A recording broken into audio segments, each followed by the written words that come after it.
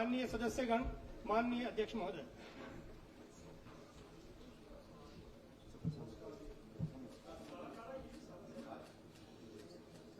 कभी कभी मैंने कहा कभी कभी हम भी हो जाते हैं।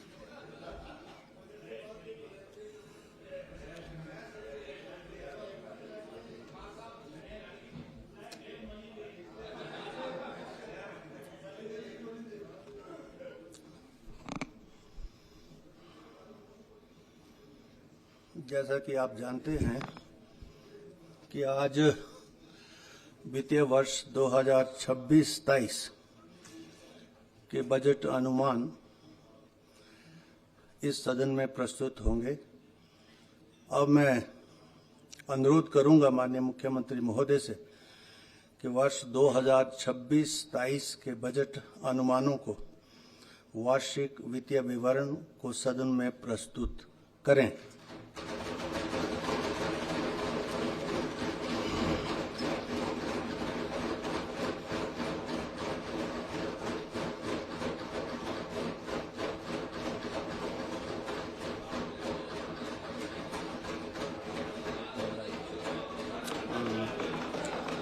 एक और सूचना मैं दे दूं, इसको यूं ऊपर करते रहना।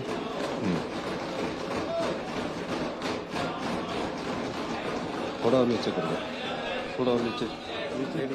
मुख्यमंत्री महोदय एक और सूचना मैं माननीय सदन को देना चाहूंगा और सभी प्रेस के बंधुओं को भी कि बजट अनुमान विधानसभा सचिवालय HPTS webcast government in HP विधानसभा पर भी वेबकास्ट हो रहे हैं।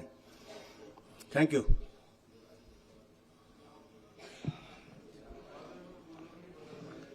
माननीय अध्यक्ष महोदय, अभी से शुरू हो गया, अब ऑन करो। माननीय अध्यक्ष महोदय, ये बजट ऐसे समय में प्रस्तुत किया जा रहा है जब प्रदेश की 1952 से मिली RDG को बंद कर दिया गया है, जिसका बजट पर क्या प्रभाव पड़ेगा। मैं इस बजट के माध्यम से अपनी सारी टीम को, जिन्होंने इस बजट बनाने में हमारी सहायता की है, उनका भी धन्यवाद करना चाहता हूं। और मैं चौथा बजट जब पेश करने जा रहा हूं, उस समय मैंने ये कल्पना भी नहीं की थी कि रात को नींद टूट जाएगी। और जब नींद टूटती थी तो मन में विचार आता था कि आम परिवार के लोगों को, आम लोगों को कैसे राहत दी जाए। उस कागज में लिखा करते थे और अगले दिन जो हमारी टीम थी, हमारे मंत्रिमंडल के सदस्य थे, सबसे चर्चा करने के बाद उसमें आगे बढ़ते थे। ये पहला ऐसा बजट है जिसमें तकरीबन हमने 8-10 दिन, मेरे अधिकारियों ने, सभी ने, फाइनेंस सेक्रेटरी से लेकर सब लोगों ने हमने बहुत मदद की और इसमें हमने अपनी सोच जो आम आदमी से जुड़ी है उसको दर्शाने की हमने इस बजट के माध्यम से कोशिश की है। माननीय अध्यक्ष महोदय, इस माननीय सदन के सदस्यों के जीवन काल में वैश्विक स्तर पर शायद ही ऐसा कठिन समय आया हो जैसा आजकल चल रहा है। तबाही के इस मंजर में यूक्रेन में, गाजा में, ईरान में हजारों औरतें, बच्चे, स्कूली बच्चियां जलकर राख हो रही है। खुद युद्ध उन्माद के इस युग में संवेदना, सहनशीलता, नैतिकता और मर्यादा का लगातार हनन हो रहा है। जीवन मूल्य अब शॉर्ट टर्म डील में परिवर्तित हो चुके हैं और मानवता ताक पर रख दी गई है। निरंकुश सत्ता में के ऐसे तांडव की आज से कुछ साल पहले तक हम कल्पना भी नहीं कर सकते थे। आज दुनिया तीसरे महायुद्ध की कगार पर खड़ी है। यह लड़ाई कब पूरे विश्व को अपनी लपेट में ले लेगी, यह कहा नहीं जा सकता है। हॉर्मुज़ स्ट्रेट के बंद होने से तेल और LNG की आपूर्ति लगभग 1/4 ठप हो गई है। तेल की कीमतें बढ़ रही है। विश्व में आर्थिक मंदी के साथ साथ महंगाई की हाहट सुनाई दे रही है। समुद्री व्यापार धीमा और महंगा हो गया है। गैस सिलेंडर की कीमत बढ़ गई है और आपूर्ति में कमी आई है। इस बीच रुपये के मुकाबले डॉलर महंगा होता जा रहा है। इन सब का सीधा असर पूरे विश्व, हमारे देश और प्रदेश पर पड़ना आरंभ हो गया है।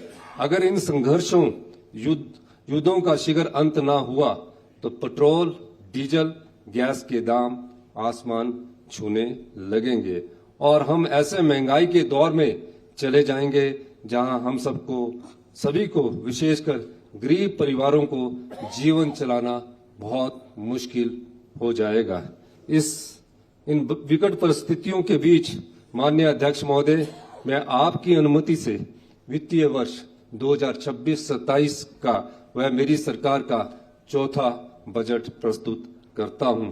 सबसे पहले मैं 16वें वित्त आयोग की सिफारिश पर भारत सरकार द्वारा आरडीजी बंद करने के न्याय के बारे में बात करना चाहूंगा। हम पहले भी इस सदन में इस पर चर्चा कर चुके हैं। आरडीजी को बंद करना स्पष्ट रूप से संविधान के अनुच्छेद 275(1) तथा 280(3)(b) की भावना के विपरीत है। राजस्व घाटा अनुदान तय करने के लिए राज्यवार नीड ऑफ असिस्टेंस निर्धारित करना अनुच्छेद 275(1) की आत्मा है, लेकिन 16वें वित्त आयोग ने ऐसा किया ही नहीं। राज्यवार आवश्यकताओं का मूल्यांकन न करना हमारी प्रदेश की जनता के प्रति धोखा है। माननीय अध्यक्ष महोदय, मैं नेता प्रतिपक्ष से बार बार आग्रह करता रहा कि आरडीजी बंद होने से जो आर्थिक संकट आया है उसे हल करने में हमारा साथ दे। माननीय अध्यक्ष महोदय, यह दुख की बात है, विपक्ष ने बातें तो बहुत की लेकिन काम कुछ भी नहीं किया। इस कठिन समय में विपक्ष ने प्रदेश का साथ छोड़ दिया। ऐसा सभी लोग जो हिमाचल के साथ खड़े नहीं रहे वे इतिहास में अपराधी के रूप में दर्ज होंगे। उन्हें प्रदेश कभी माफ नहीं करेगा। रामधारी सिंह दिनकर जी के शब्दों में समर शेष है नहीं पाप का भागी, केवल न्याय जो तटस्थ है समय के लिखेगा उसके भी अपराध। माननीय अध्यक्ष महोदय, हिमाचल प्रदेश तथा अधिकांश पहाड़ी राज्य आर्थिक रूप से केंद्रीय करों के सही एवं संवैधानिक आवंटन पर निर्भर है। इन राज्यों का गठन यहाँ के निवासियों की आकांक्षाओं की पूर्ति के लिए हुआ था, न कि एक स्वतंत्र आर्थिक इकाई के रूप में। हम सबको पता है कि दुर्गम भौगोलिक स्थितियों के कारण इन राज्यों में शिक्षा, स्वास्थ्य, बिजली, पानी जैसी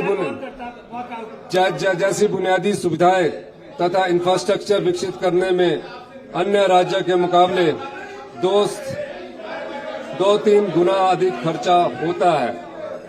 इन चुनौतियों को देखते हुए पहाड़ी राज्यों को कई दशकों से विशेष श्रेणी राज्य माना गया तथा इनके वित्तीय प्रबंधन के लिए ऐसे उपाय किए गए कि राज्य अपने संवैधानिक दायित्वों का समुचित निर्वहन कर सके।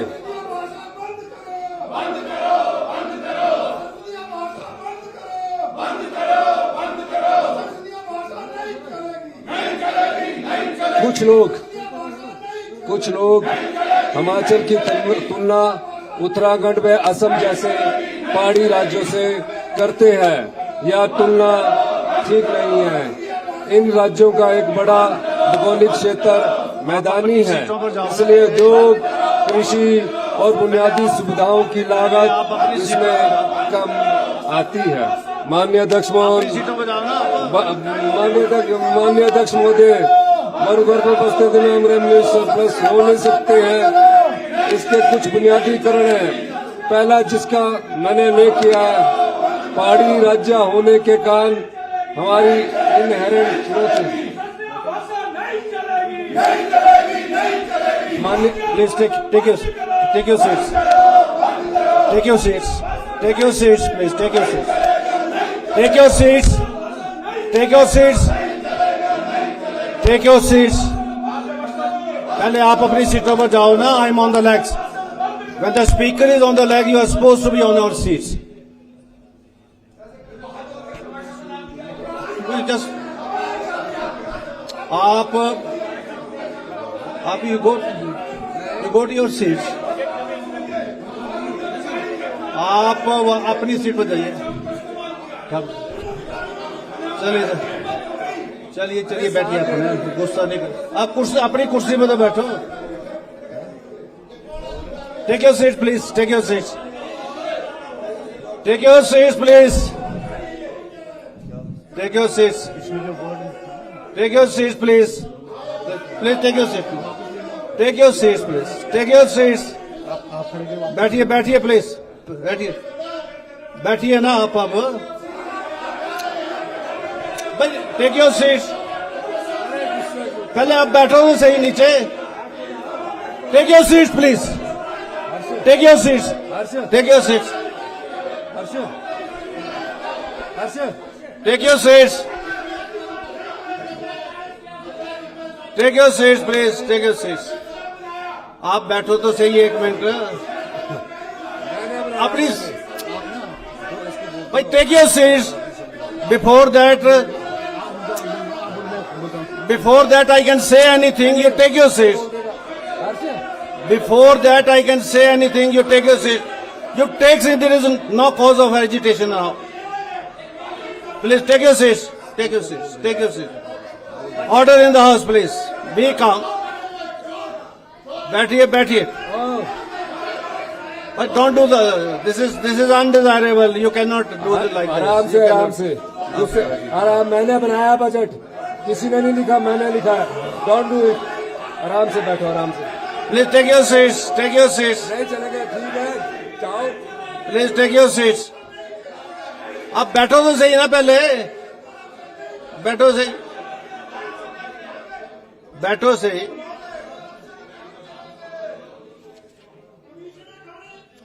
Please take your seats. Please take your seats now.